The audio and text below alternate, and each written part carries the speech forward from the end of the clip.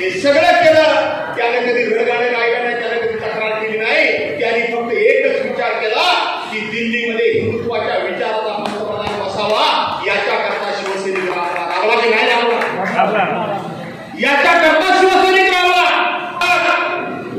हे शिवसेनेचे गेले 40 गद्दार, 13 गद्दार खासदार लागा वाटत नाही ठेवला. हे सांगतात की आम्ही मोदींचा फोटो लावून आलो. त्या ठिकाणी हे सुरू आहे त्याच्या समोर.